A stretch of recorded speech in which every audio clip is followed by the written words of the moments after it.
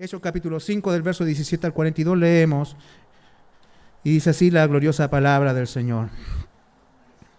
Entonces, levantándose el sumo sacerdote y todos los que estaban con él, esto es, la secta de los saduceos, se llenaron de celos y echaron mano a los apóstoles y los pusieron en la cárcel pública.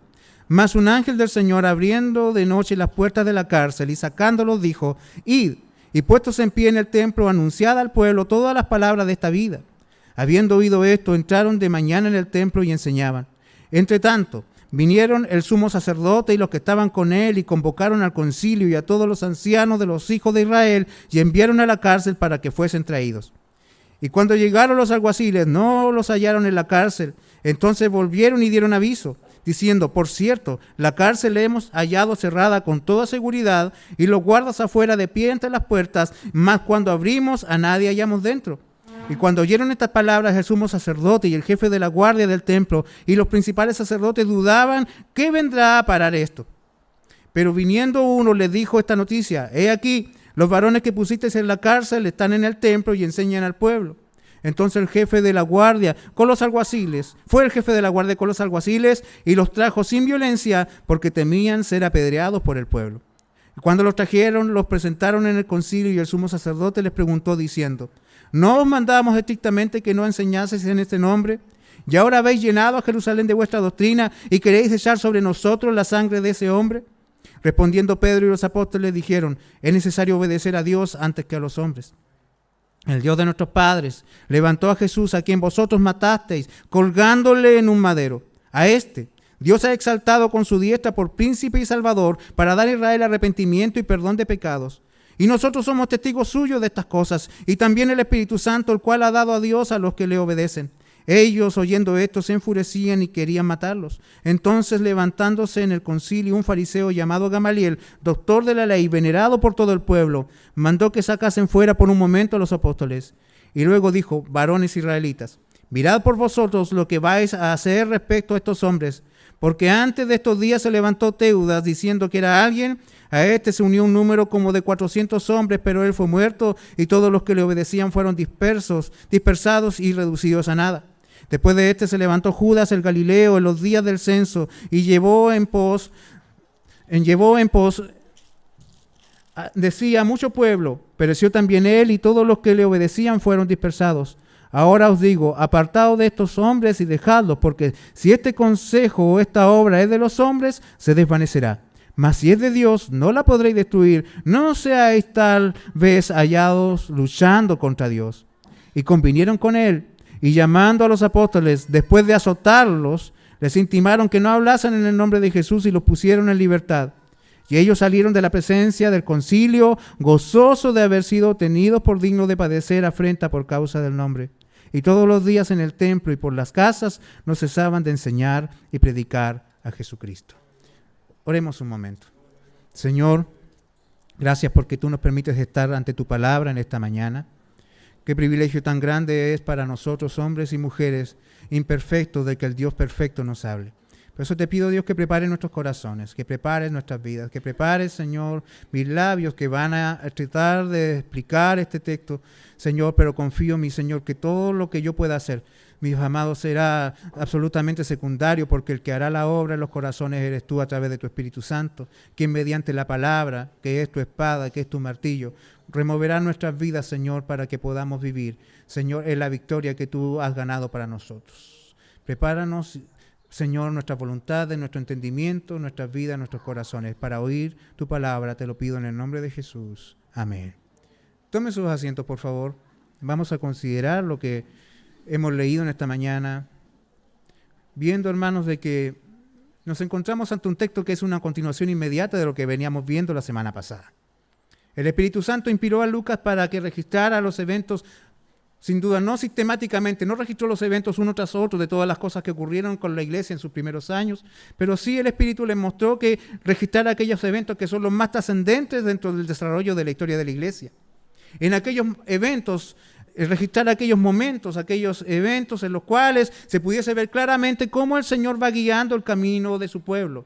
Hermanos, porque la iglesia es un pueblo peregrino que va rumbo a un destino que el Señor le señaló y que va por una senda que Dios marcó para ellos.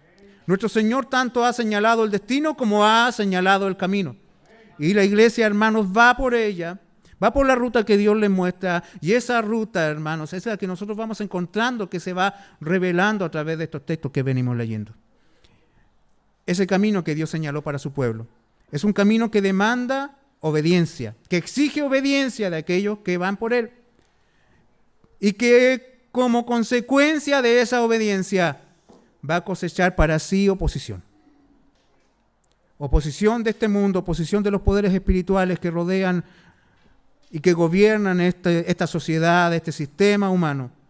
Porque sin duda, hermano, una iglesia que procura vivir fielmente para Dios, una iglesia y un creyente o una persona que es traída por el Señor en su gracia a la salvación, que se rinde a los pies de Cristo y procura vivir en la santidad que Dios manda, que viva esa vida en este mundo, tendrá que estar preparada para sobrellevar todo el odio que esa vida despertará contra ellos. El mundo odia a los que se parecen a Cristo porque odia a Cristo. Este sistema social, la cultura, Satanás y toda esta cultura caída aborrecen al Señor. Y esa es la razón por la cual aborrecen a la iglesia. Lo que nosotros vemos en lugares, hermanos, que hoy han vuelto a hablarse, han vuelto a hablar de ellos y por los cuales nosotros venimos orando ya hace muchos años. De hecho, la bandera de Afganistán está allí entre medio de muchas otras. En cada uno de esos lugares, hermanos, lo que usted ve allí es el modelo de cómo Satanás quisiera vivir o relacionarse con la iglesia. Si no fuera por el freno de la gracia de Dios, hermanos, así sería el mundo contra el pueblo del Señor. Así como en Afganistán. Es una expresión gráfica, real, total, completa de qué pasa cuando Satanás tiene y se le es dado por un momento el dominio y él puede hacer lo que se le permite hacer. Porque una cosa debemos tener clara y lo encontramos en el libro de Job. Satanás nunca llegará más allá de donde Dios se lo permita. En cierta forma, hermano, lo que está pasando en esas tierras es voluntad de Dios. Una voluntad de Dios, hermano, que cuesta entenderla, pero que sigue siendo el Dios soberano del universo, el que está gobernando todas las cosas. Cristo sigue en su trono, aunque los talibanes gobiernen en Afganistán. Cristo sigue en su trono, hermanos, aunque el progresismo, hermanos, esté levantándose, Cristo sigue en su trono. Y aquellos que, hermanos, son leales al verdadero Rey, tendrán que saber de qué oposición vendrá contra ellos. Odio vendrá contra ellos. Ya no solamente, hermanos, antipatía o indiferencia, sino que odio real, concreto, crudo, duro. Odio sin filtro. El Señor nos ayude para que vivamos conscientes de esta realidad. Debemos revisar, hermanos, ¿cierto? Vimos revisar un resumen de la vida de la iglesia en los versículos que vimos la semana pasada, que nos muestran, hermanos, qué es lo que pasa con un pueblo donde Dios interviene para imponer disciplina. Qué es lo que viene después de aquellos eventos que el Señor procura para el bien de su iglesia, por el cuidado de su pueblo. Hermanos, que Dios propicia para que en su iglesia la santidad no sea una alternativa, sino que sea la regla. Cuando una iglesia se consagra, hermanos, grandes cosas ocurren, grandes cosas pasan. Y eso fue lo que vimos en el resumen que Lucas nos entregó antes de entrar a este texto. El evangelio es predicado. Muchos milagros son hechos por manos de los apóstoles para confirmar el mensaje que se está proclamando. Los discípulos, hermanos, están experimentando una respuesta real a sus peticiones, porque cuando ellos oraron, justamente en la primera oposición, ¿cierto? Después de la primera oposición ellos oraron para que Dios les diera valor y nosotros vemos que ese valor les ha sido concedido y ellos están de vuelta en el templo predicando el evangelio. Muchas vidas están siendo salvadas y aún en más, mucha gente está siendo sanada. El Espíritu Santo está allí respaldando a su iglesia. Y ese tiempo, hermanos, de avivamiento, del poder manifestado de Dios en medio de su pueblo, sin duda va a provocar lo que es natural. ¿Qué es lo natural? La oposición. Porque lo decíamos en la primera vez que vimos la oposición. Es de que cada alma que es salvada, cada vez que la iglesia, hermanos, es fortalecida y respaldada por el Señor, lo está haciendo todo eso frente a las fortalezas mismas del infierno. Es como un acto de provocación para Satanás que un alma sea salvada. Hermanos, un acto de provocación para Satanás. Él lo toma como una provocación cuando usted se dispone a vivir para la gloria del Señor. Y por lo tanto no se queda quieto. Él pone en marcha toda su maquinaria, todos sus recursos para poder entorpecer y destruir aquella obra que el Señor está haciendo. Ahora, hermanos, vemos de que la oposición se levanta, pero esta oposición ahora viene de una forma mucho más violenta que al principio. Definitivamente más violenta. La iglesia está más resuelta ahora a obedecer al Señor que al principio. Y el enemigo de la iglesia está más resuelto a luchar contra ella. Pero esa batalla, hermano, es una batalla imposible de ganar. La batalla del enemigo contra la iglesia es una batalla imposible de ganar. Porque el que pelea por la iglesia, hermano, es un rey invencible. La iglesia, hermanos, ha enfrentado por siglos la persecución. Muchos mártires han ofrendado sus vidas en este tiempo, en esta historia. No existe en este momento grupo humano más perseguido que los cristianos y a la vez más invisibilizado y más ignorado por las autoridades del mundo. Una vez escuché en uno de estos congresos de la ONU a 2 presidentes de grandes países poner este tema frente a todos aquellos que estaban en la asamblea, pero fueron, hermanos, prácticamente silenciados y luego cayeron bajo una fuerte censura, inclusive hasta de las redes sociales. Muchos dicen, los perseguidos de este mundo son los indígenas, son los homosexuales, ellos son los que más sufren. Hermano, en este momento, por lo menos 5 creyentes mueren al día en el mundo. 5 cristianos. Muchos están siendo encarcelados, otros están perdiendo sus casas, están siendo desplazados, son considerados enemigos del Estado, son considerados enemigos de los narcotraficantes, son considerados enemigos de los radicales islámicos, de los radicales budistas e hindúes. Hermanos, todo el mundo, todos aquellos que aborrecen a Dios quisieran ver a la iglesia destruida y muerta. Y de la peor manera. Decapitados, quemados vivos, dinamitados, ametrallados, colgados. A veces nosotros, hermanos, decimos, tengo miedo de ir a la iglesia porque está lloviendo. Y otros hermanos dicen, voy a la iglesia, familia, pero no sé si voy a volver.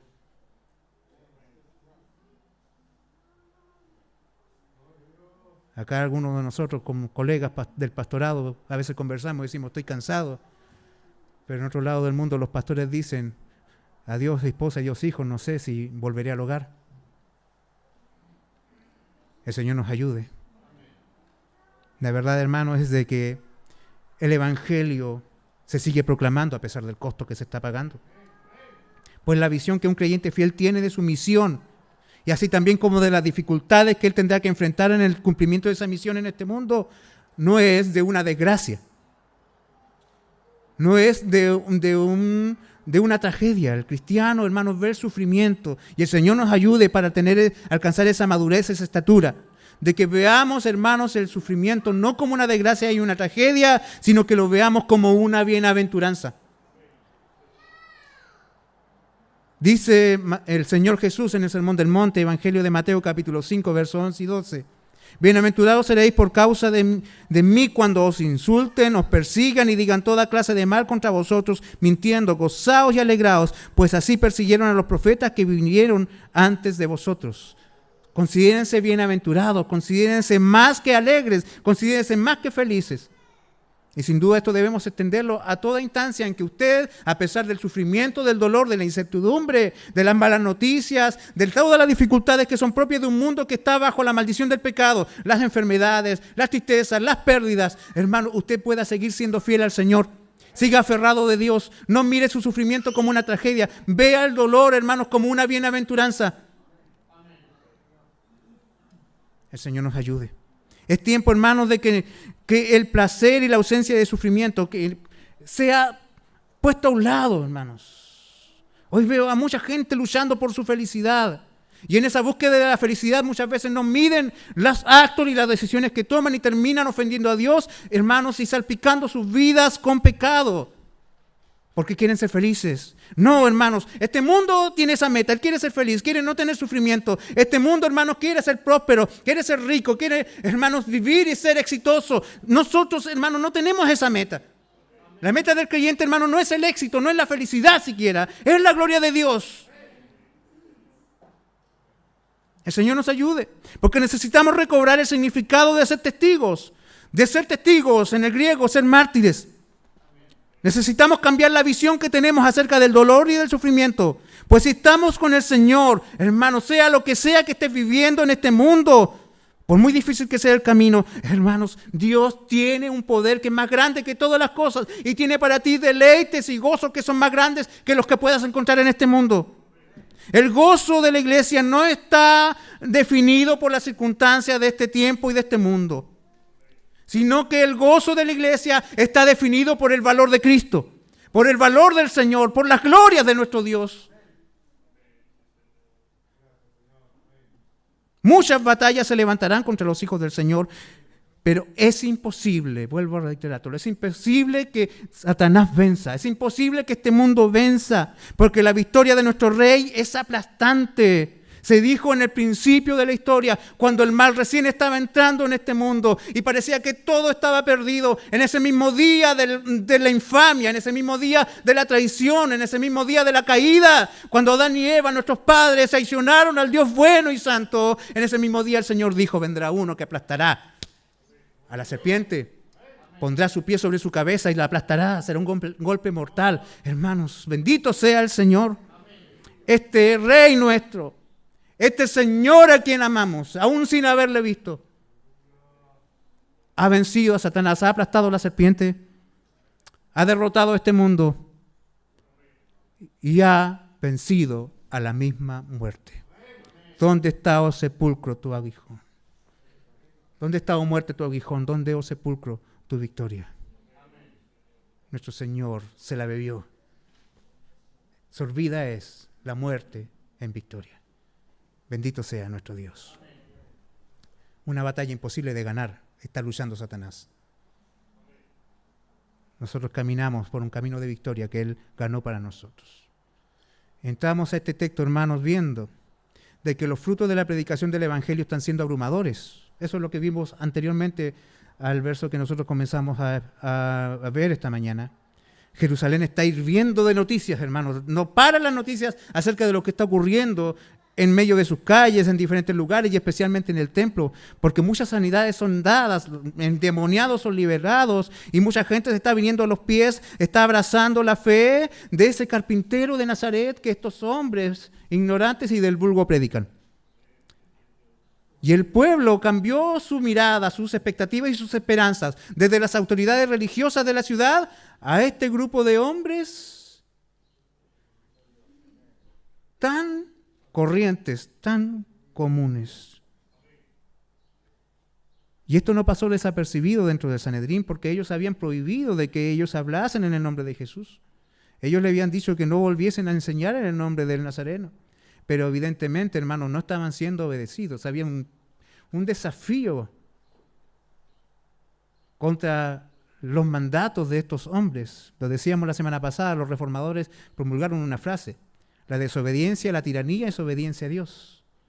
Esto no significa salir a quemar la ciudad por 30 pesos, no significa que cuando viene el Estado y te dice no hagas aquellas cosas que la palabra de Dios manda hacer, la iglesia debe no obedecer a aquellas cosas. Por eso que un creyente, hermanos, debe saber de que nunca puede entre sus opciones estar el escoger a un candidato que promueve las cosas que van directamente contra la palabra del Señor. La economía se puede manejar de muchas formas, las pensiones pueden mejorarse de muchas formas y trabajarse de muchas formas, pero hay cosas que son innegociables, como la vida, como la santidad del matrimonio, como la naturaleza humana. A usted le pueden ofrecer muchos millones en su pensión. Sepa usted que para que eso sea real, hay mucha gente que va a tener que trabajar para mantenerlo. Así que cuando le vengan a decir, te vamos a aumentar tus pensiones, te vamos a aumentar tu sueldo y te vamos a dar muchos bonos, es porque hay gente que va a tener que trabajar para sustentar eso. ¿Sí? Eso, hermanos, no puede cautivar tu conciencia. Tu conciencia tiene que estar cautiva por la palabra del Señor. Así decide una iglesia, así decide un creyente. Si ese mismo hombre que me ofrece una vida abundante en lo material y que va a terminar con muchas cosas en lo material y que las va a mejorar, pero a la vez me dice de que también va a propiciar el asesinato de niños en el vientre de la madre, que va a promulgar y va a apoyar el matrimonio entre personas del mismo sexo, no puede ser la opción de un cristiano. ¿Me entiende? Y esto no se trata ni, como dicen algunos, que al final no era cierto, pero aquí en este caso sí es cierto, no se trata de derecha ni de izquierda, se trata de ser fiel a la palabra del Señor, se trata de obedecer a Dios antes que a los hombres. ¿Me entiende? El Señor nos dé sabiduría, porque sin duda otra vez seremos puestos a prueba, hermanos, este año. Y muchos creyentes fallaron el año pasado. Fallaron, fracasaron en sus convicciones, en su cosmovisión de la vida. Dios nos da sabiduría. Pero se nos da una prueba este año. Pero bueno, ya volviendo, hermanos, a cómo venimos desarrollando el texto. Ellos han sido conminados a no predicar en el nombre de Jesús. Pero ellos están desobedeciendo ese mandato. Y volvieron al templo y volvieron a predicar en el nombre del Señor. Y este texto, hermanos, inicia con una acción concreta, directa, violenta, rápida, fulminante de las autoridades. Dice, entonces levantándose el sumo sacerdote y todos los que estaban con él, esto es la secta de los saduceos, se llenaron de celos. Las más altas autoridades religiosas de ese tiempo, el sumo sacerdote y los saduceos, que eran los que administraban el templo en Jerusalén, y estaban allí puestos por un manejo político, ellos, hermanos, reventaron en celos, ardían en celos. ¿Por qué? Porque la gente, en vez de ir a donde ellos, estaba yendo donde esos hombres. Y además, hermanos, enseñaban cosas que eran completamente contrarias a esto. Y por eso Lucas especifica que la secta de los saduceos fue una de los que acompañó al sumo sacerdote en este movimiento para intentar detener a la iglesia. Porque los saduceos no creían en nada sobrenatural. No creían en la resurrección. No creían, hermanos, en los milagros. No creían en los ángeles. Y esto, hermanos, Lucas es muy especial para escribir. Porque mucho de este texto está lleno de ironía. Y usted va a ver por qué. Porque los saduceos no creían, hermano, y este es un detallito, en los ángeles. Por ejemplo. Entonces ellos se sintieron arder. La secta de los saduceos, hermanos, y el sumo sacerdote que pertenecía a esta secta, se levantaron contra estos hombres, entendiendo de que había allí algo que no cuadraba con sus intereses. Este celo no es un celo santo, no es un deseo ni un amor por la santidad de Dios, sino que es una envidia en sí. Es odio, es deseo de venganza. Los apóstoles estaban metidos en su territorio y estaban predicando a aquellos que ellos no creían. Y así el poder y la autoridad de los líderes políticos de ese tiempo, los líderes políticos religiosos de ese tiempo, están viendo que su autoridad está siendo socavada por este montón de hombres vulgares y corrientes que no te llegan mayor educación. Y por lo tanto, hermano, este sumo sacerdote manda a apresar a los apóstoles. Y note usted acá que Lucas menciona que son los apóstoles. La otra vez ¿se acuerda usted que fue Pedro y Juan? En este momento se entiende que están todos como uno predicando el evangelio. Y ahora la mano les cae a todos. Fíjese usted el momento más crítico que la iglesia está viviendo. La primera vez pudiesen haber quedado sin Pedro y Juan, pero todavía le quedaban 10 que dirigieran la iglesia. En este momento prácticamente la continuidad de la iglesia está en peligro, porque los 12 están cayendo en las manos de los enemigos. Véalo usted, hermanos, sin el spoiler que la Escritura nos ofrece, que sabemos lo que va a pasar, ¿cierto? Pero en ese momento, póngase usted la sandalia del hermano más humilde de la congregación de Jerusalén y viese caer a todas las autoridades de la iglesia, a todos aquellos que le enseñan, los que oran, los que dirigen la congregación. Se terminó la iglesia. Se terminó la iglesia. Teudas murió y se dispersaron todos. Judas desapareció y hasta ahí llegó el movimiento. Y si caen los 12, sin duda aquí también termina la iglesia. Los apóstoles son apresados. Y esta vez, hermano, note usted, por eso le decía, aquí ya la oposición no es tan suave, ¿cierto? Tan así delicada, esta oposición hipócrita, así parecida a la que vemos ahora, sino que fue violenta, concreta, directa. La primera vez los tomaron presos a Pedro y a Juan y al ex hermano cojo, ¿cierto? Y los metieron en un lugar dentro del mismo templo y allí los dejaron guardados hasta el otro día. Acá dice el texto de que ellos son apresados y son puestos, ¿dónde? En la cárcel pública. O sea, son tratados como ladrones, como asesinos, como criminales, como delincuentes. Son puestos en ese lugar, hermano. Y fíjese usted, esa es la idea que el mundo tiene acerca de los creyentes. Cuando un creyente es fiel, y en un momento de crisis y el creyente sigue siendo fiel al Señor, sin duda será puesto al nivel de un delincuente. Y por eso muchas reglas, muchas leyes, hermanos, que hoy se están dictando, tienen la intención, no de tanto proveer libertades para ciertas minorías, sino que, hermanos, poner a la iglesia justamente a este nivel del delincuente, de que ahora comete un nuevo tipo de crimen, que es el crimen de odio. Y que es otra cosa sino que la verdad. El Señor nos ayude. El poder de los hombres es puesto en acción contra el pueblo del Señor, sin una acusación previa o un procedimiento legal que ameritaba ser puestos en la cárcel pública. sino que por una cuestión de simplemente abuso de poder, de antojo humano, los siervos del Señor son puestos allí junto a los hombres realmente malvados que existían en la ciudad. Ellos podían hacer lo que querían. El Sanedrín podía hacer lo que quería en Jerusalén, y eso es lo que están haciendo. Se están dando un gusto con los santos del Señor. Y aquí están violentamente siendo puestos en una cárcel. Y luego usted vamos ya terminando el verso 18 hasta aquí. Note usted lo que dice luego el verso 19. Y eso es lo que le decía yo en delante. O sea, lo irónico de esto. Los saduceos no creían en quiénes. En la resurrección, en los milagros, ni tampoco en los ángeles. ¿Y quién aparece aquí? ¿Ve usted la palabra del Señor? ¿La está leyendo así como con intención? De tratar de disfrutarla, de comprenderla en sus detalles, en la profundidad de lo que esto trae. No creían en los ángeles, los saduceos. ¿Y quién manda a Dios a que les vaya a sacar de la cárcel? A un ángel. Hermano, esto es maravilloso. Por eso le digo, el mundo puede inventar un montón de cosas, pero el Señor dice, Salmo 2, ¿qué hace en los cielos? Se amotinan las gentes y piensan cosas vanas. Y el Señor desde el cielo, ¿se acuerda usted del Salmo 2? Se ríe de ellos. ¿No creen en los ángeles? Oye, angelito, mira, anda abajo, tengo unos siervos encerrados en la cárcel, libéralos. Pero que se note que fuiste tú, para que les duela a los saduceos. Tengan que morderse por dentro. ¿Se fija usted, hermanos? Esto es especial, hermano, maravilloso. Y fíjese usted, aparece antes de esto, en el verso 19, esa particular expresión que a nosotros nos gusta tanto, que a veces viene en forma de pero, y aquí aparece en forma de más, en otras traducciones dice pero. Los hombres ponen a la iglesia en la cárcel, pero Dios tiene otra cosa en sus manos. Hay un contraste aquí, el poder del mundo contra el poder de Dios. ¿Y quién gana? Vea todo lo que el mundo hace. Vea todo lo que los líderes del mundo hacen, los enemigos de la iglesia hacen. Ponen su poder de manifiesto y dicen, yo no tengo por qué someterme a un juicio. Yo me salto a los jueces, me salto a la justicia. Y si quiero poner a estos hombres que no han hecho nada junto con los asesinos y los delincuentes en la cárcel, lo hago porque tengo el poder para hacerlo. Y Dios dice, tú tendrás el poder para meterlos en la cárcel, pero yo tengo el poder para sacarlos de la cárcel. ¿Y a través de qué? A través de una obra sobrenatural. Un ser espiritual, un ángel es enviado por el Señor. ¿Quiénes son los ángeles? Dice el texto. Son, cierto, ministros, servidores de la iglesia, puestos por Dios para que apoyen a la iglesia en su misión dentro de este mundo. Bendito sea Dios, bendito sea el Señor. Yo me gozo al leer esto, hermanos. Me gozo al leer esto. Porque sin duda, hermanos, esto es maravillosamente irónico. Los saduceos que habían arrestado a los discípulos negaban la existencia de los ángeles, y eso es lo que dice Hechos capítulo 23, verso 8.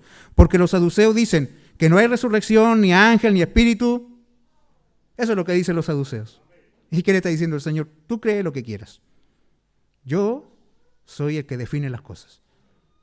Y el Señor está aquí, hermanos, enviando soberanamente un ángel para que vaya a esa cárcel, para que abra esas rejas y que pase por entre medio de los guardias y liberte a su pueblo y les entregue un mandato, les entregue una orden. Y esta es, hermanos, un llamado a seguir haciendo seguir haciendo aquello que les ha costado, perder su libertad, ser tratados como criminales, ser torturados, ser golpeados. Ellos deben salir de la cárcel ahora para seguir haciendo justamente aquello que los puso allí. Bendito sea nuestro Señor. Ellos debían volver a predicar, no debían salir de allí. ¿Qué haría usted y yo si hubiésemos estado en la cárcel una noche o 5 minutos y nos dan la posibilidad de escapar? Sin duda, hermanos, buscamos el mejor lugar, en la mejor cueva, en el mejor escondite para meternos allí y aparecer después de un par de años. Pero ellos, hermanos, se les dice, vuelvan al templo y no se callen, sino que deben seguir predicando, proclamando, y fíjese usted cómo define el mensaje, las palabras de esta vida. El ángel dice, el evangelio que ustedes predican son las palabras de esta vida. Maravillosamente es esto, hermanos, porque la palabra vida en el arameo se traduce también como salvación. La misma palabra, hermanos, tiene esa doble implicancia. ¿Por qué? Porque las palabras del Señor son vida. El apóstol Pedro le dijo una vez al Señor cuando todo el mundo estaba renegando de él y le dijo, y ustedes también se van a ir, y Pedro, inspirado por el Espíritu Santo, con una revelación de Dios que llegó a su corazón, le dijo, pero ¿a quién más vamos a ir si solo tú tienes palabras de vida eterna, palabras de salvación? Solo en ti hay salvación. Solo en Cristo hay salvación, solo en el Evangelio está el camino que da vida eterna. Hermanos, y así como en el principio el Dios Padre Todopoderoso creó todo el universo y todas las cosas que existen por el poder de su palabra, así también, hermanos, el Señor puede traer a vida a los que están muertos en pecado solamente a través de su palabra. Nada reemplazará el poder del Evangelio proclamado. La misión de la iglesia, por sobre todas las cosas, será proclamar el Evangelio. Y a eso ellos deben volver, hermanos, porque solo en las palabras del Señor, es revelado Dios a través de Jesucristo. Y esta es la vida eterna, dijo Jesús en el Evangelio de Juan, que te conozcan a ti. ¿Y cómo conoceremos de Dios? ¿Cómo sabremos los misterios del universo, por decirlo de una manera, y de la vida eterna, si no es a través de la palabra del Señor? Bendito sea nuestro Dios.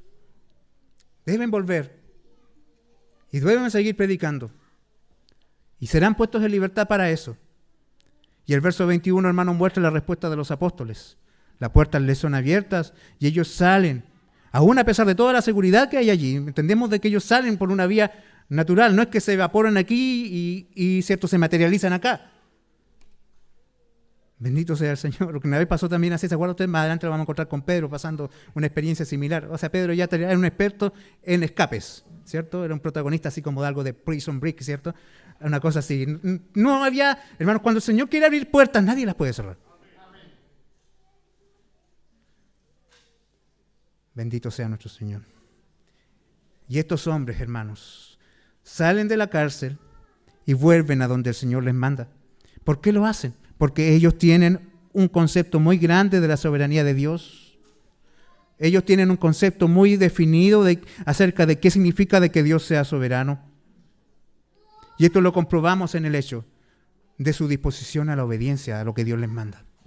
Cuando tú demuestras más que crees en el Dios soberano, cuando yo, hermanos, evidencio una real convicción acerca de que Dios es soberano, cuando estoy dispuesto a obedecerle, aunque mi lógica sea transgredida, por decirlo de una manera, o sea aplastada por lo que Dios me está mandando. El pastor Paul Washer, ¿cierto?, pedía la oración por unos hermanos, ¿cierto?, que estaban tratando de rescatar desde Afganistán. Y mandó una petición de oración muy urgente. Esto va a pasar en un par de horas. En estas horas pueden pasar. Todo lo malo que pueda ocurrir puede pasar. Pero hay una familia que necesita ser rescatada. Y pusieron en marcha todas las cosas que ellos podían hacerlos. Y para la gloria del Señor, esos hermanos pudieron salir y llegar a un país seguro y de ahí ser instalados en un lugar donde ellos puedan seguir viviendo en paz sin el peligro de que se les asesine. Pero también decían de que muchos otros hermanos voluntariamente decidieron quedarse y no escapar de Afganistán. ¿Por qué lo hacen? Decía él. No es que sean los que se van sean menores y los que se queden sean mayores, sino que hay un entendimiento de la soberanía de Dios allí.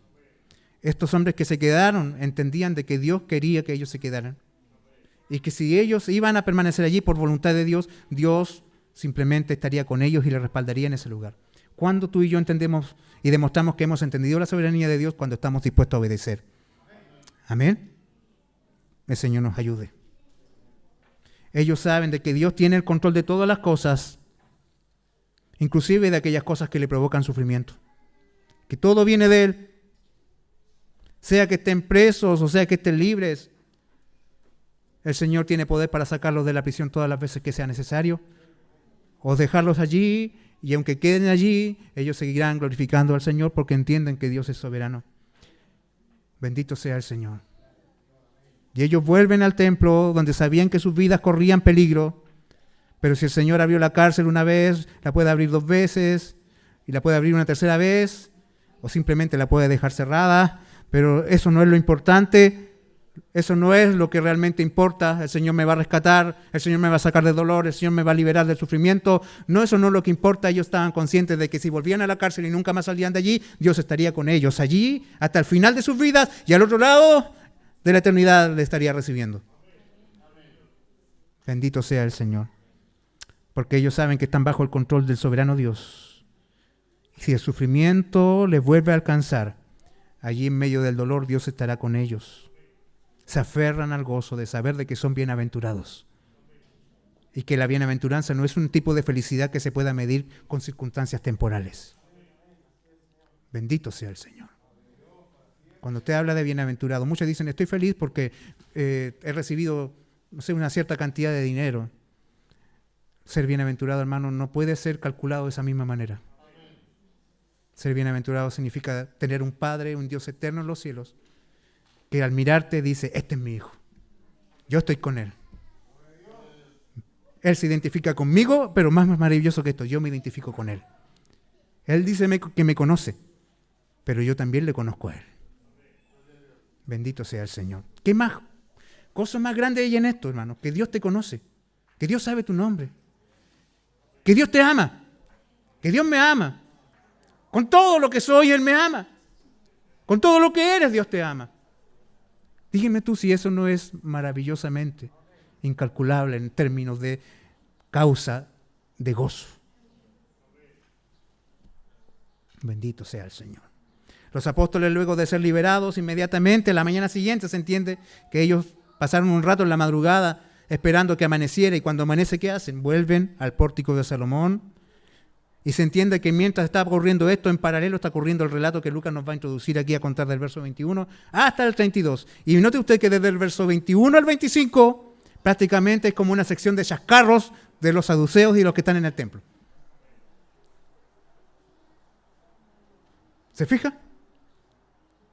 Es como, hermanos, como que Lucas está escribiendo y la iglesia, mientras está leyendo, se están gozando, están diciendo, mire, fíjese usted, porque es como chistoso si usted lo quiere leer de esta manera. Póngase ahí, hermanos, está todo el Sanedrín, todos los ancianos, todos los gobernadores de Israel llegando con toda su pompa ahí al templo. Hay que juzgar, ¿cierto?, un par de prisioneros, o un grupo de prisioneros. Y se vistieron con todas sus ropas sacerdotales, llegaron con todos, ¿cierto?, sus lujos, se hicieron notar de que estaban todos allí, empezaron a toser para que se notara su importancia, y le dicen, y ahora tráiganos a los prisioneros. Y el alguacil, hermano, se cuadra, hace sonar los tacos, ¿cierto? Y parte, y se escuchan los pasos hasta que llegan a la cárcel. Allá los guardias que están en la puerta de la cárcel ven llegar las autoridades, como buenos soldados se cuadran, hacen sonar las armas, saludan, me imagino. Los prisioneros, adentro están. Y cuando abren las puertas, yo me imagino el rostro del alguacil. La mandíbula tiene que haber sonado fuertemente en el piso, porque no hay nadie adentro.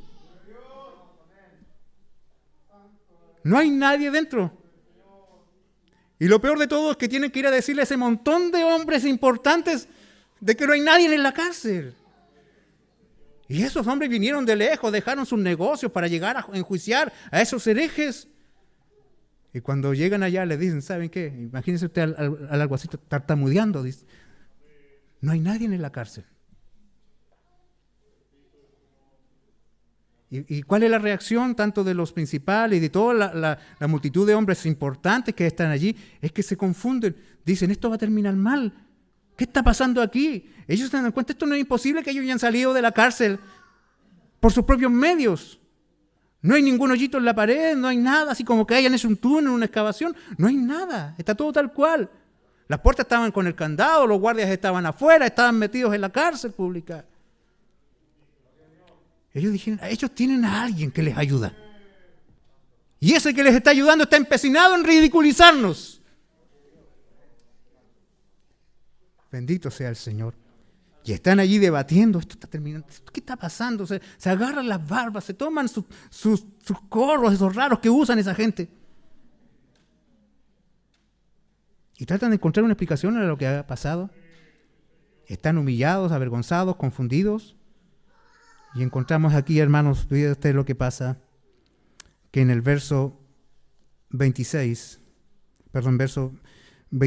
mientras ellos están debatiendo, dice que, pero viniendo uno les dio esta noticia. He aquí, los varones que pusisteis en la cárcel están en el templo y enseñan al pueblo. Hermano, una iglesia santa siempre va a ser un desafío para este mundo perverso.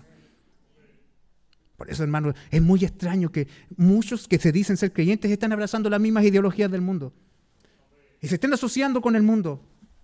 Es extraño, hermano. Es porque simplemente no son de nosotros. No son de nosotros. Esas iglesias, dijo el pastor Will Graham, que ordenan pastores transexuales, simplemente no son iglesias, son sinagogas de Satanás. No son de nosotros. Porque una iglesia siempre será desafiante a este mundo. La verdadera iglesia siempre estará en contra de la corriente. Más adelante nos encontraremos que a los cristianos se les llamó, estos son los que trastornan el mundo entero. ¿Y qué están haciendo? Los que están en la cárcel anoche, eso que ustedes agarraron violentamente, ahora están nuevamente en el templo enseñando, predicando. Bendito sea el Señor. Entonces dice aquí que fue el jefe de la guardia. ¿Se acuerda usted cuando este jefe de la guardia intervino anteriormente? ¿Cómo llegó donde Pedro y Juan y el cojito? Dice que les cayeron encima. Fueron con violencia, los taclearon, los tiraron al piso, les torcieron el brazo y se los llevaron. Pero ahora fíjese usted cómo va. Llega donde ellos y sin duda se acerca delante de la gente y le dice, ¿nos podría acompañar, por favor? Señores apóstoles, ¿podrían venir con nosotros? Porque sabía de que el pueblo, hermano, no podían negar de que Dios estaba con ellos y el pueblo tenía favor. Y si actuaban como la primera vez, toda la ciudad se iba a venir en contra de estos hombres, porque para el pueblo no cabía duda de que ellos eran hombres santos y que Dios estaba con ellos. Vea usted cómo el Señor se da lujos y se da gustos con esto. El Señor, hermanos, está dándose un festín con estos hombres que querían humillar a su iglesia. Estos que tenían el poder, que tenían la autoridad, ahora tienen que guardarse y delicadamente, con mucho cuidado, llegar donde los apóstoles y pedirles que vayan con ellos delante del concilio. Y cuando lo presentaron delante del concilio, y el sumo sacerdote vino y les pregunta, dice el verso 27, y entramos al verso 28, ¿no os mandamos estrictamente que no enseñaseis en ese nombre? Y vea usted, hermanos, cómo se refieren a Jesús. Siempre tratan de evitar mencionar su nombre. ¿Es todo tanto el odio, el desprecio y el aborrecimiento que tienen por el Mesías? Les prohibimos enseñar en este nombre. Y ahora, vean ustedes, y esto es como una especie de acusación, pero termina siendo, hermanos, una exaltación para los creyentes. Y ahora, ¿cierto? Dice el verso 28, y ahora habéis llenado a Jerusalén de vuestra doctrina. O sea, ¿qué es esto? Esto en vez de una acusación es un elogio para los creyentes. Todo Jerusalén ha escuchado acerca de que Jesús es el Mesías, es el Señor, de que fue a la cruz por nuestras culpas y que Dios el Padre le resucitó y que tiene el poder de perdonar pecados. Todo el mundo en Jerusalén ha escuchado de ustedes esto. Y aún en más dice, y queréis echar sobre nosotros la sangre de este hombre. En sus propias palabras, estos hombres con sus acusaciones están afirmando la verdad del Evangelio. Y además ellos están, hermanos, admitiendo en cierta forma de que ellos son responsables de que la sangre de este hombre esté sobre ellos. Esta expresión, echar sobre nosotros sangre, la sangre de este hombre, es una implicación directa a que ellos reconocen de que el que mataron era inocente. El echar sangre sobre sí significa esto, hacerme responsable de un crimen injusto. Ustedes están diciendo que nosotros cometimos un crimen injusto, que hemos asesinado a un inocente. Ciertamente están hablando verdad. El sumo sacerdote no puede evitar la evidencia de que el Sanedrín deseó la muerte de Jesús y aun cuando mismo Poncio Pilatos no quería matarlo, hermanos, no encontró base para condenarles. Ahora los miembros del Sanedrín se dan cuenta que deben cargar con la responsabilidad de haber derramado sangre inocente. Con esta afirmación involuntaria del sumo sacerdote se nos muestra una característica fundamental del Evangelio. ¿Y cuál es? De que los hombres somos culpables de la muerte de Jesús. De que la sangre de Cristo, hermanos, fue derramada por nuestras culpas. Jesucristo muere por nuestros pecados. Nosotros somos culpables de que Jesús haya ido a la cruz, pero fíjese usted, para ellos esto es condenación, pero para nosotros, por gracia, por una obra de gracia, hermano, eso mismo, esa misma sangre derramada que para algunos es evidencia de condenación, para nosotros, hermanos, es una obra de bien. Porque el Señor Todopoderoso torna esa obra de tragedia, por decirlo de una manera, de injusticia, de desgracia, en una obra de vida. Esa sangre derramada por nuestras culpas, hermanos, nos bendice, nos limpia, paga nuestras deudas y nos salva. Hermanos, Cristo murió Cristo fue a la cruz y todo su sufrimiento fue para que tú tengas posibilidad de ser salvo, ciertamente salvo si Dios así lo ha determinado. No hay forma de ser salvo. No hay forma de escapar de la ira de Dios. No hay forma, hermanos, de enfrentar la eternidad, sino a través de la confianza, de la rendición, del creer de que Cristo murió por mis culpas. Bendito sea el Señor. Pero en el caso de los saduceos, esto definitivamente es una acusación, porque ellos persisten en su pecado. Ellos persisten en su maldad. Ellos están conscientes de lo que hicieron, pero aún así no quieren reconocer a Cristo. Tú y yo, hermanos, podemos estar muy conscientes de todo lo que somos y de todo lo que hemos hecho y de todo lo que merecemos. Ninguno de nosotros puede esconder la realidad de lo que somos. Nuestras propias conciencias están allí puestas por Dios para que nos digan constantemente qué es lo que está bien y qué es lo que está mal. Sin necesidad de ser instruido, el niño ya sabe desde pequeño qué es lo que es bueno y qué es lo que es malo. Porque Dios nos ha dotado, al poner su imagen en nosotros, justamente esa conciencia. En cierta forma, no hay forma de que nosotros podamos eludir esa voz en nuestro corazón que nos recuerda de que somos malos, de que hemos hecho mal. Y el punto es de que ahora, para poder escapar de la culpa, lo único que nos puede librar de la culpa es reconociendo a Jesucristo como el Salvador, el mediador entre Dios y nosotros. De otra manera no. Podrás hacer una buena obra posterior, pero esa buena obra posterior no encubrirá la mala obra anterior. El Señor nos ayude. Y Pedro responde tajantemente, y vea usted el verso 29, la primera vez que Pedro dice algo parecido, dice, juzgad vosotros si es justo. Acá simplemente habla directo, él se pone el nombre y habla en nombre de todos los demás apóstoles y dice, es necesario obedecer a Dios antes que a los hombres. El Dios de nuestros padres levantó a Jesús, a quien vosotros matasteis colgándole en un madero. A este Dios ha exaltado con su diestra por príncipe y salvador, para dar a Israel arrepentimiento y perdón de pecados. Y nosotros somos testigos suyos de estas cosas, y también el Espíritu Santo, el cual ha dado Dios a los que le obedecen. Aquí Pedro hace una declaración, un breve discurso, una pequeña predicación que contiene las verdades del Evangelio, hermano. Nuevamente el Señor permite que esta desgracia, ¿cierto?, de ser puestos en la cárcel, de ser tomados presos, redunde en que el Evangelio sea proclamado allí en los lugares donde quizás la luz nunca antes había entrado, por lo menos ya hace varios años. Él les dice, primero que nada, de que se les está acusando por obedecer a Dios. Ellos no han desobedecido, ellos están obedeciendo a Dios. Y Pedro afirma esto porque justamente ellos, al ser líderes religiosos, están claros acerca de lo que dice el Antiguo Testamento. A Dios se le obedece.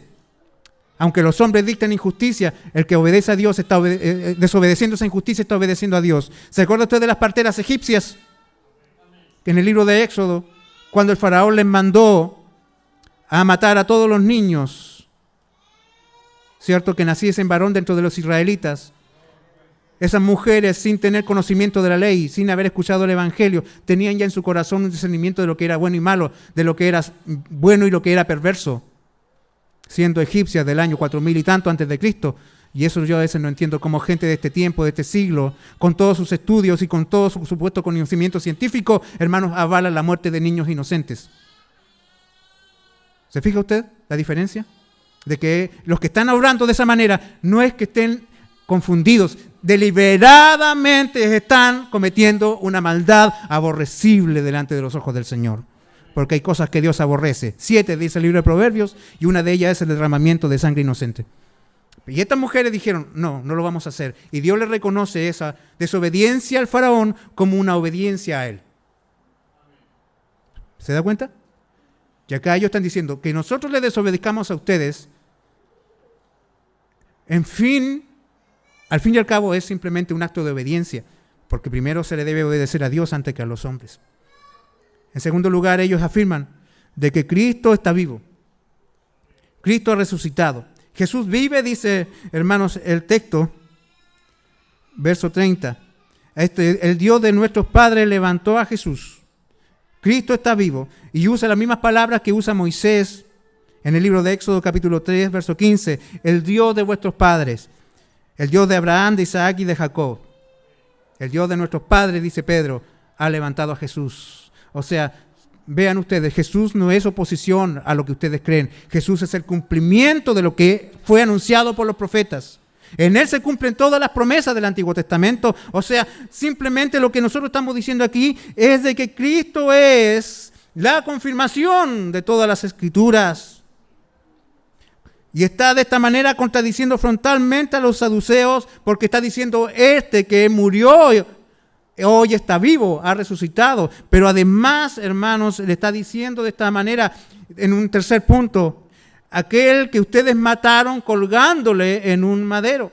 Esa corte que se supone que es corte de justicia, esa corte es el grupo de hombres que se supone que son los padres de Israel, los que traen la luz al pueblo realmente, y cometieron un crimen indescriptible al poner a aquel que es la confirmación de que el Padre, el Dios de nuestros padres anunció y que era el Mesías esperado por Israel, la esperanza de la nación. Ustedes le mataron, y le mataron de una forma alevosamente cruel. Lo hicieron a través de colgarle en un madero. Nuevamente Pedro está yendo al Antiguo Testamento y le está diciendo a ellos, hermanos, de que estos hombres hicieron lo que hicieron justamente con un fin alevoso de maldad, de no solamente terminar con la vida de Jesús, sino señalarlo como alguien maldito de Dios.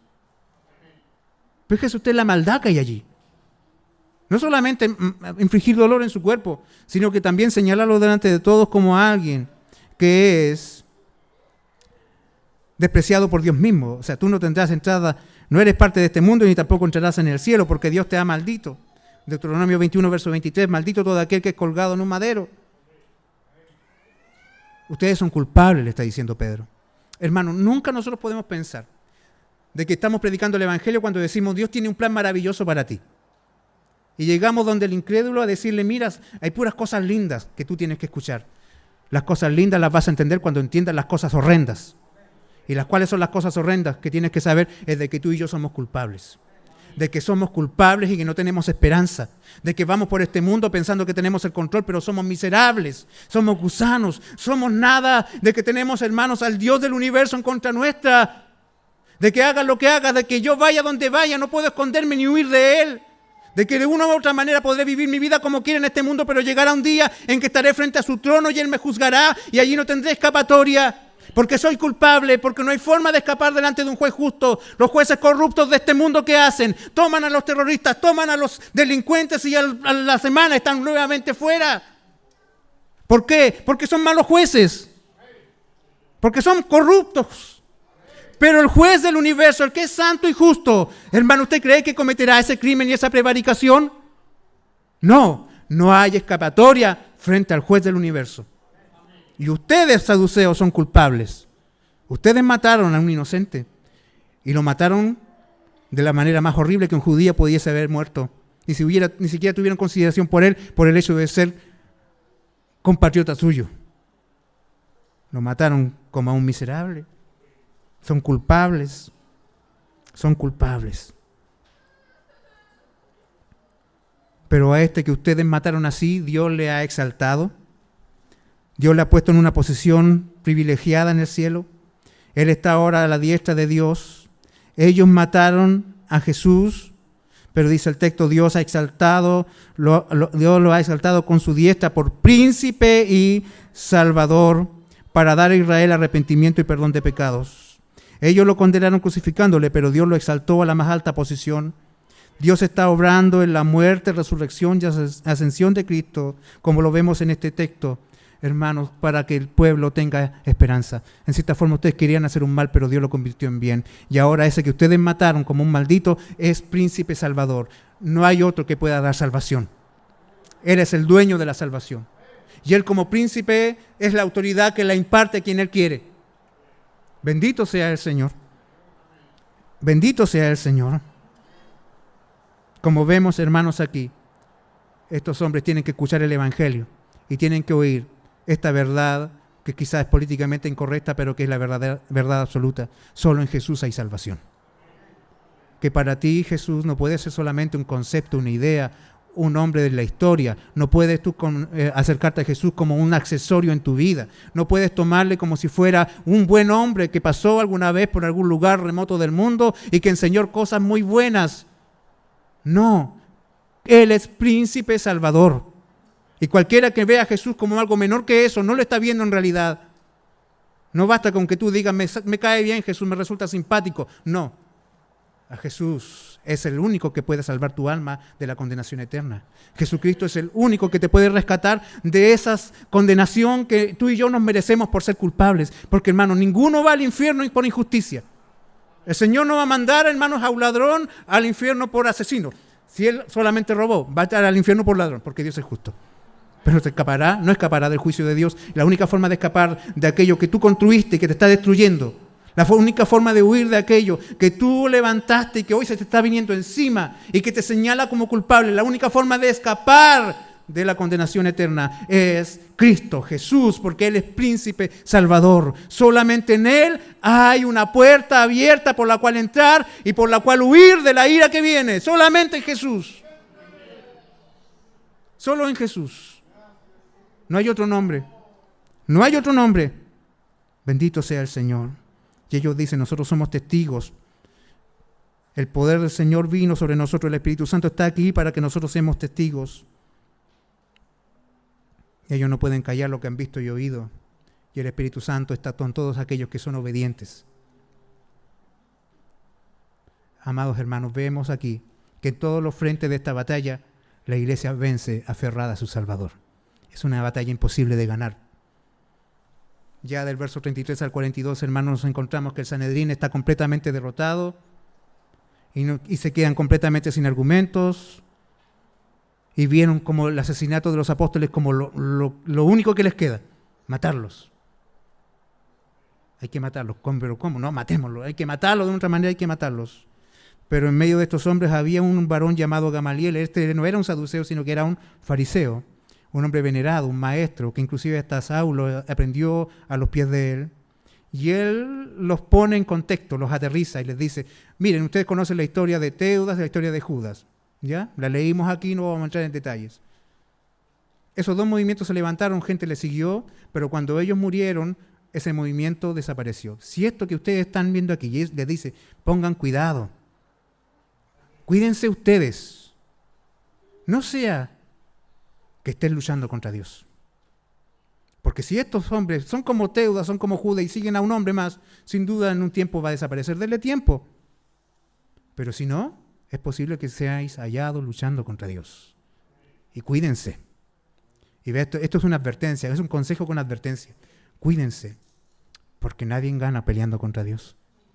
Nadie puede vencer en una lucha como esa. No hay posibilidades de vencer a Dios. Estos hombres aceptaron el consejo y llamaron a los apóstoles y determinaron soltarlos, pero antes de soltarlos, dice aquí que los azotan. Estos azotes significa que sufrieron ellos latigazos. Entonces la forma que los judíos lo hacían de latigar era golpeando la parte superior del cuerpo, tanto en el pecho como en la espalda. Si la intención era dejarlos vivos, golpeaban ambas partes para que el dolor y las marcas quedaran y la lección se viera caminar por la ciudad. Y como le estaba prohibido, ¿cierto?, golpear más de 40 veces, ¿qué hacían ellos? Eran generosos y golpeaban 39. Maldad igual. Porque aquí no hubo un juicio, no hubo un veredicto, no hubo, hermanos, una resolución legal. Simplemente ellos, hermanos, no hallaron qué hacer y tuvieron que golpearlos porque su ira, su pecado por algún lado tenía que salir. Y los azotan. Y los azotan a todos.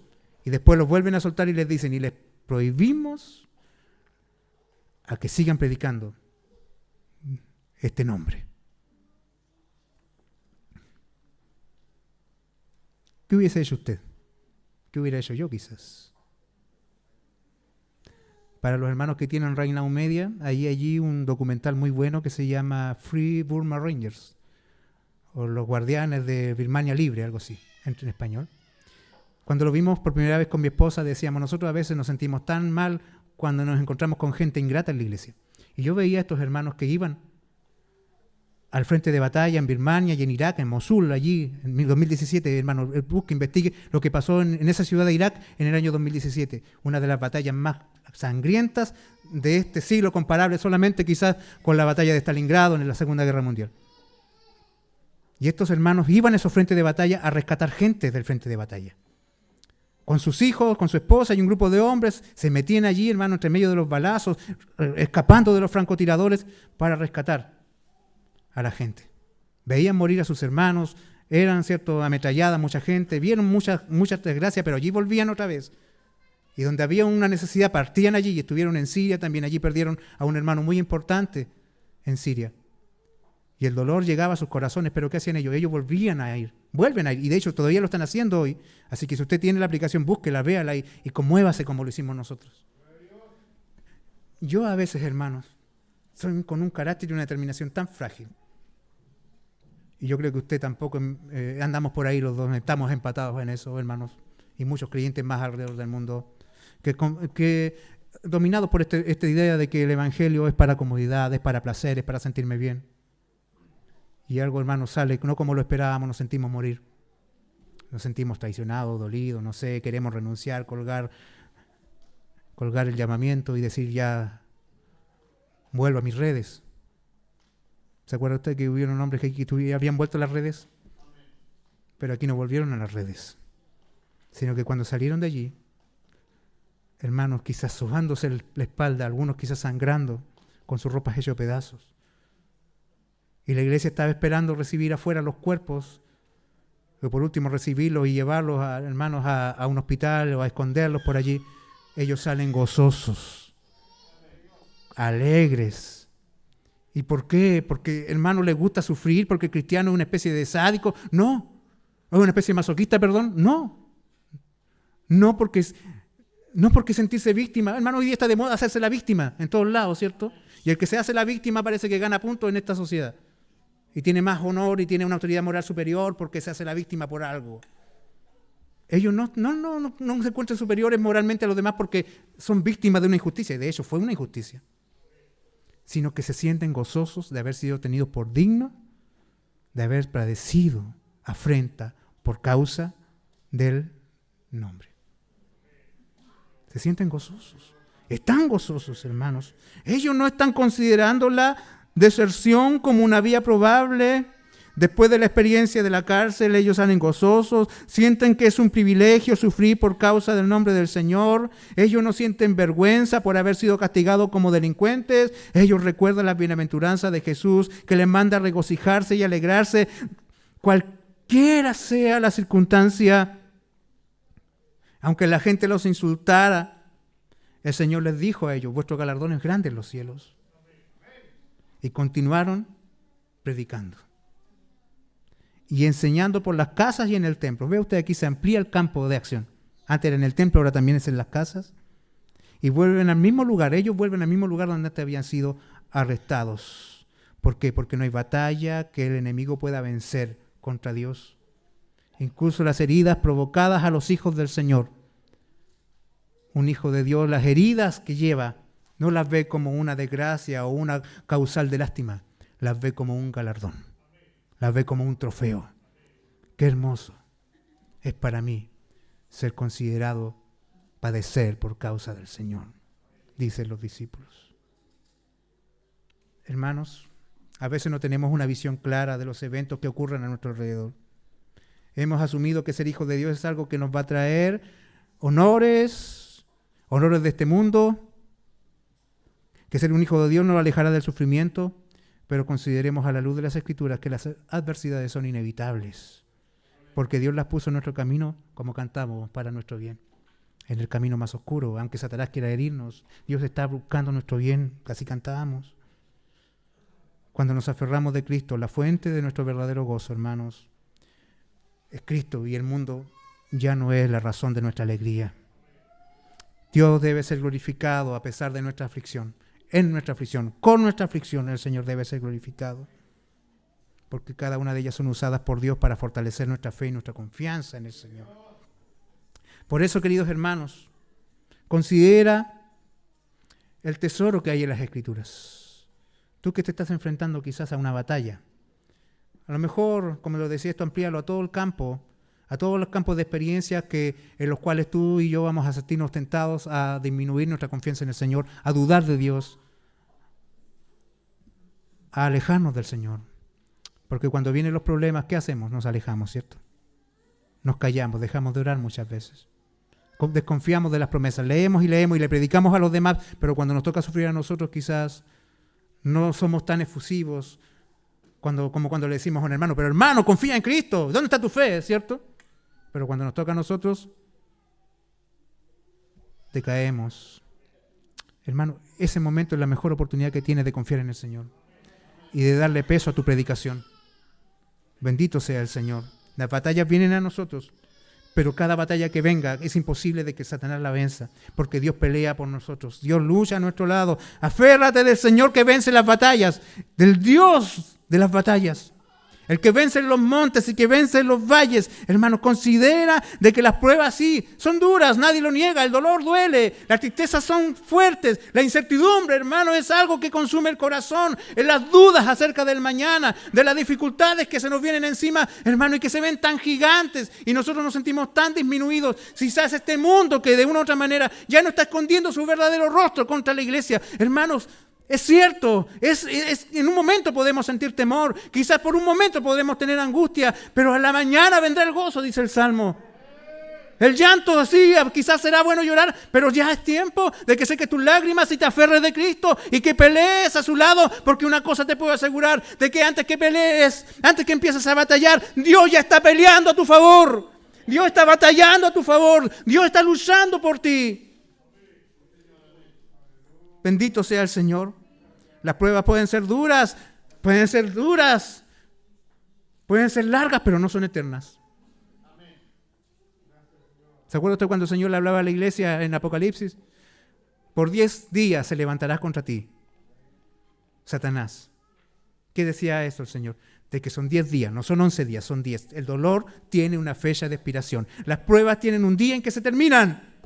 Bendito sea el Señor. Las lágrimas un día serán enjugadas. Dios tiene un día determinado para que celebres y para que te alegres. Pero mientras llega ese día, aférrate de tu Padre bueno. Aférrate de este Dios que abre las cárceles cuando Él quiere abrirlas. De este Dios que se burla de los grandes de este mundo cuando hermanos quieren ir contra de Él. Este Dios que ridiculiza a los poderosos de este mundo y de este siglo. Hermano, Dios está contigo. Confía en el Señor. Porque dice, hermanos Pablo, en 2 Corintios 4, verso 17, porque esta leve tribulación momentánea produce en nosotros un cada vez más excelente y eterno peso de gloria. Esta palabra peso es una medida. La medida que se usa, hermanos, para definir la calidad y el valor de una joya preciosa. Los quilates, por ejemplo, del oro. Pablo está usando esta idea aquí. Un peso de gloria, una gloria más excelente. No una cuestión de fantasía, de plástico que se ve brillantita, pero que si la pones en el fuego se derrite. No, sino de algo que permanece aún en medio del fuego. Bendito sea el Señor. Amado hermano, recuérdate en el día de la aflicción de que mi rey y tu rey se enfrentó al demonio y lo venció.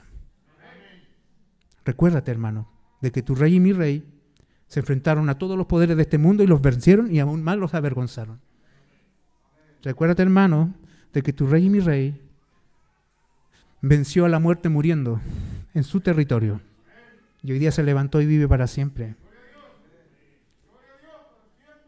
Recuérdate, hermanos, que la victoria es del Señor y que estos hombres aquí nos dicen de que hay gozo en la aflicción, hay algo precioso en el dolor y que es saber de que Dios está siendo glorificado allí. Por eso espera en Él. Espera en Él. Aférrate de sus promesas. Y confía. No busques una puerta fácil. No arranques donde se te ofrezca una salida rápida. No. Procura honrar a Dios allí en el sufrimiento. Procura honrar a Dios allí en el dolor. Toda salida fácil siempre pondrá en juego y se significará desmedrar tu condición de alguien que está comprometido con la gloria del Señor. No desprecies la gloria de Dios por un poco de alegría de este mundo. Espera en Dios. Espera en el Señor. Es imposible que alguien venza una batalla contra Él. Y lo hermoso es de que Él nos da su victoria a nosotros también. Bendito sea nuestro Dios. Pronto vamos a celebrar la independencia de nuestro país, ¿cierto? Nosotros vivimos en un país libre, pero esta libertad le costó la sangre a hombres que nosotros no conocimos, ¿cierto? Gente que murió para que usted esté en un país libre, ¿cierto? Así también, este gozo que tú tienes, esta esperanza que tú tienes, está fundada en la sangre que alguien derramó. Así que vive libre, vive con gozo. Espera, aférrate del Rey que ha vencido.